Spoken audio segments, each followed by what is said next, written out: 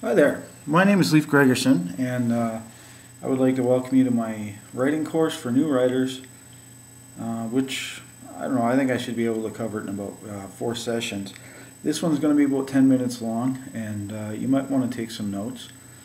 Before I get started, I wanted to say that one of the things a writer has to be is a reader. And now there are some essential things you have to read, and there are some things you read because you want to develop your own concepts of what your book is going to look like. Personally, I wrote a book called Through the Withering Storm, which is an account of my own life dealing with psychiatric problems and other things, and all sorts of things that went with it. When I first started writing, what I would do was I would force myself to sit down, and this was back in the time of electric typewriters. I don't think they even build them anymore. But I had an electric typewriter, and I would force myself to sit down each day and to type out a full page. And before I had a typewriter, I kept a notebook, and I would always do an entry for each movie I saw. I would do a movie review. I would do an entry for each book I read, and I would try and write a full page on what I had done that day. And I found this very helpful later when I was finding myself forced in my writing to go a little further, to describe a little more.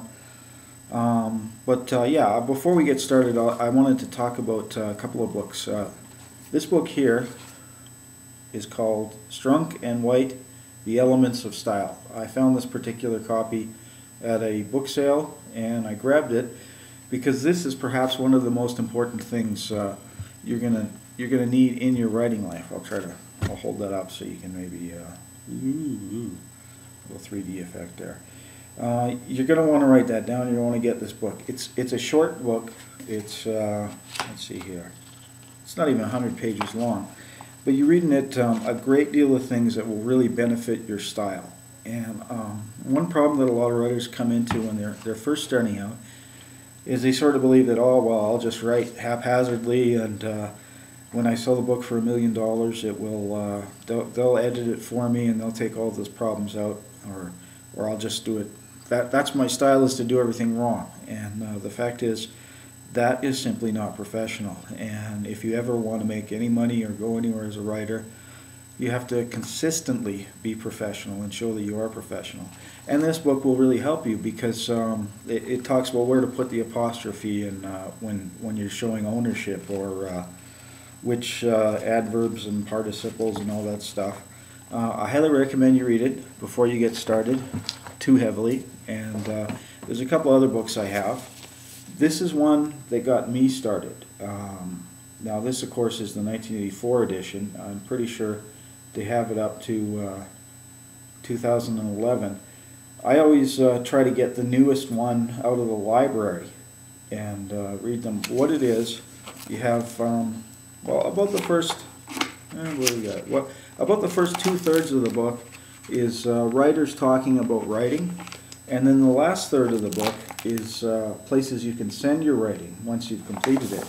And it's totally invaluable. I mean, even if you could pick up an older one before computers and editing and professional editing and all that, even if you pick up an older one, they're still good to read. And the other one, now what I've done a lot when I've been writing is occasionally I take the time to write newspaper articles, magazine articles. This is really what keeps you going as a writer. I sold a magazine article to Canadian Living back in the summer, and that got me $250, which really helped out at the time. I've written books. I've written 3 books. One, Through the Withering Storm, another called Green Mountain Road, and yet another book which I haven't titled yet. And it takes a lot of time and effort and editing and money output and effort output, everything. Hard work, really. And the money isn't always there right when the book is done. I've only, with my book Through the Withering Storm, I've self-published it, and now in the course of a month I've only sold a couple of copies. Now that doesn't mean that's going to happen to you, and it doesn't mean that's the permanent solution to me. But the thing is, you have to have a marketing plan. You have to have all these things to get a book going, and these things cost money. So, what I've done. This is the latest. This is the 2011 Writers Market, and highly beneficial. I've got it marked. It's got just about every magazine that accepts submissions. It's got all kinds of books. I also got the one for children's writers because I'm interested in writing children's books, although I haven't published any yet. But there we go. 2011 Writers Market. It's the Strunk and White, this one here. This is the kind of book that you pick up and you read cover to cover. And I would suggest making notes on little cards and stuff so you can retrieve them easily. It's a really good idea once you get started to have a card filing system that you can work with, and you know, you can jot down your ideas. You can jot down ideas on characters, and then when you're ready to write, you can merge them all into the story. The other two are more, you know, just read through them, look for references, and look for good input from them. Okay, now we're going to get into a bit of story writing examples here. When I started writing, I only had the benefit of English grade 12, and it was academic, but I was certainly handicapped by a lot of people, handicapped compared to a lot of people who had gone to university and taken creative writing courses and all that, and hence it took me a long time to develop my talents. Now, I'm going to go through this quick because there isn't a lot of time in these YouTube videos, but the first thing you want to start with, just like in grade 12, you want to start with an outline. Another thing, an outline is going to cover what you want to say. It's going to break down it into little parts. So basically you're just writing a little piece at a time. And if you have your outline, it's very beneficial because there's no way you can sit down and write a 50, 60,000 word book in just one session. So if you have your outline, you can write a little bit and stop and then refer back. As a little tip here, what I do often is when I'm writing, I will write a chapter. Most of my chapters are fairly short, but I will write a chapter and then shut everything down. Next day I'll go back and I will review that chapter.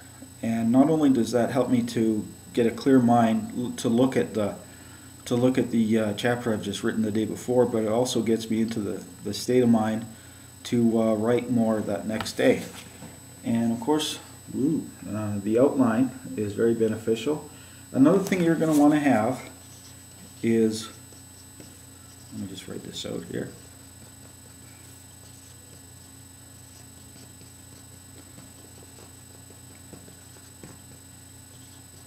Another thing you're going to want to have is a one-page statement of purpose. If you have your one-page statement of purpose, let me just separate this from the outline part.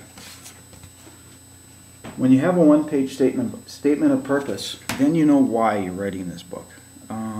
My statement of purpose included wanting to let more people know about the realities of mental illness, about what people go through, about different things like that. But that's about 9 minutes, so just for posterity's sake, I'm going to shut it down on that, and probably tomorrow I'll be adding in another 9-10 minute session.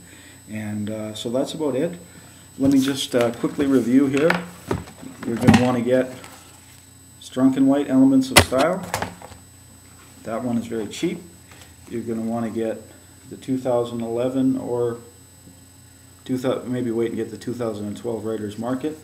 That'll tell you a lot about writing. And for some really good reading and some good places to send your stuff, the Writers Handbook. Try to get the 2011 version. These are available in the library, but you might want your own just to work with.